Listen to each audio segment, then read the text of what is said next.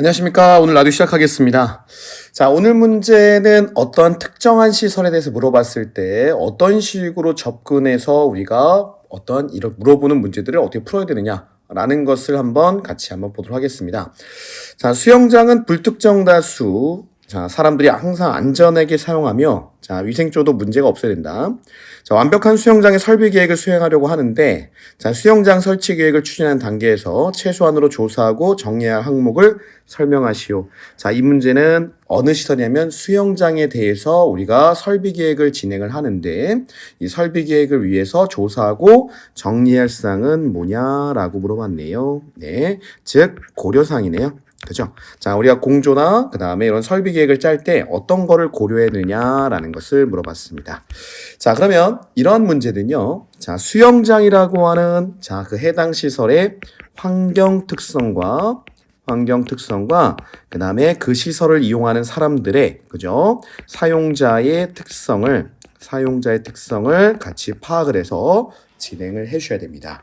자, 먼저 자, 우리가 사용자의 특성에서 메인 포인트가 나오게 되는데요. 자, 여기 사용자들은 자, 기본적으로 우리가 의복에 의한 열 저항을 표현하는 클로가 상당히 낮게 형성이 되어 있어요. 그러니까 수영복 차림으로 자, 그곳에 있기 때문에 일반적으로 우리가 일반적으로 입고 다니는 그런 옷의 클로량의 저항을 갖고 있지 않고 이분들이 입게 됩니다. 그렇기 때문에 이 부분에 대한 자, 체킹이 반드시 들어가 줘야겠죠. 그죠? 클로가 낮다.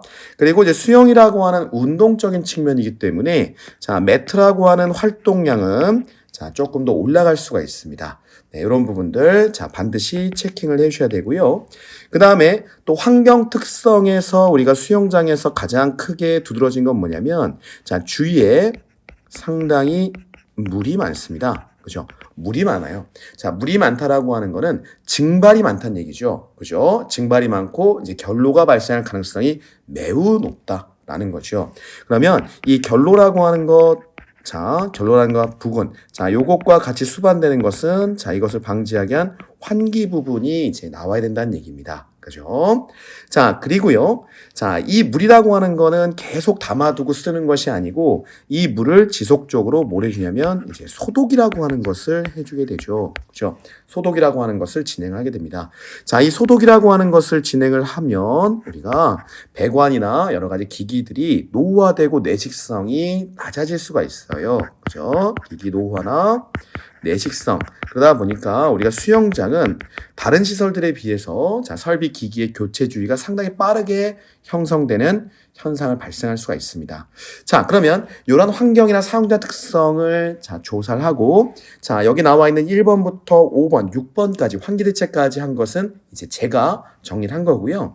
여러분들은 자, 수영장이라고 하는 특성을 자, 제가 생각하는 거 말고도 다른 특성이 있다라고 하면 자, 다른 답을 적으셔도 이거는 자, 답이 되는 문제입니다. 즉 명확하게 딱 무슨 우리가 상사의 법칙처럼 답이 정해져 있는 것이 아니고 자, 여러 가지 답이 나올 수 있다는 얘기죠. 환경성 파악에 따라서요.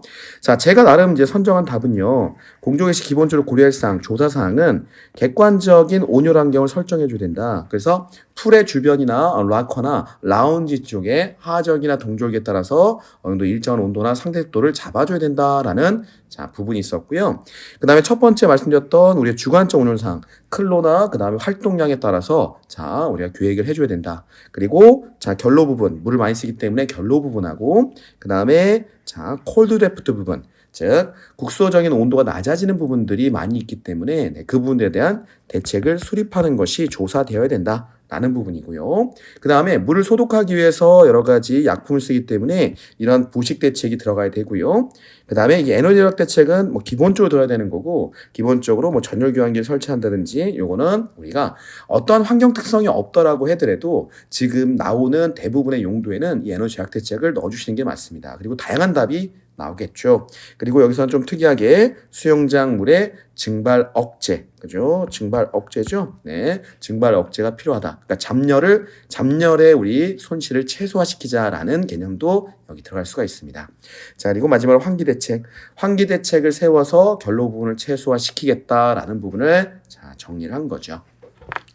자, 이렇게 어떠한 특정한 용도를 물어보고요. 이 특정한 용도에 대해서 질문했을 때는 이 특정한 용도의 환경 특성과 사용자의 특성을 갖고 접근을 하는 것이 명확한 설비 계획을 짜는 첫 번째 지름길이다라고 볼 수가 있습니다. 자, 여러분들도 한번 여러분들이 생각하는 이 수용자의 환경 특성과 그다음에 사용자의 특성을 파악해서 여러분들만의 답안을 한번 만들어 보시기 바라겠습니다. 자, 수고 많으셨습니다. 감사합니다.